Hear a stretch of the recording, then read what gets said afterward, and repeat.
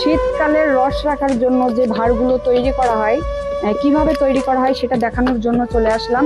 এই যে কাকা দেখুন এখানে রসের ভাঁড় তৈরি করছে। কাকা আপনার নাম কি বলেন? খগেন পাল। আপনার বাসা?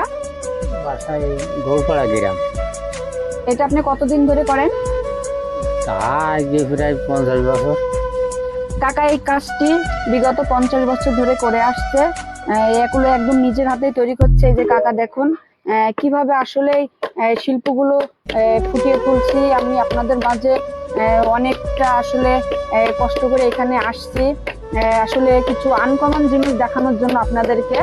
তো কিভাবে আসলে তৈরি করেন, এই যে দেখেন এগুলো সব এখন জোড়া দিয়ে হবে। ওইখানে অলরেডি আছে আপনার কমপ্লিট হয়ে গেছে, রোদে দিয়েছে।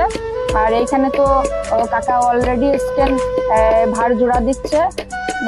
তো আপনারা সবাই এই কাকার জন্য দোয়া করবেন যেন কাজটি আরো ভালোভাবে করতে পারে। কাকার জন্য সবাই দোয়া করবেন, কাকা যেন সুস্থ থাকে, ভালো থাকে। তো ভিডিওটি আসলে কেমন হয়েছে আপনারা অবশ্যই জানাবেন। যদি ভালো লাগে অবশ্যই লাইক কমেন্ট করবেন এবং সবার মাঝে ছড়িয়ে দিবেন। সবাই ভালো থাকবেন, কাকার জন্য সবাই দোয়া করবেন। আসসালামু আলাইকুম।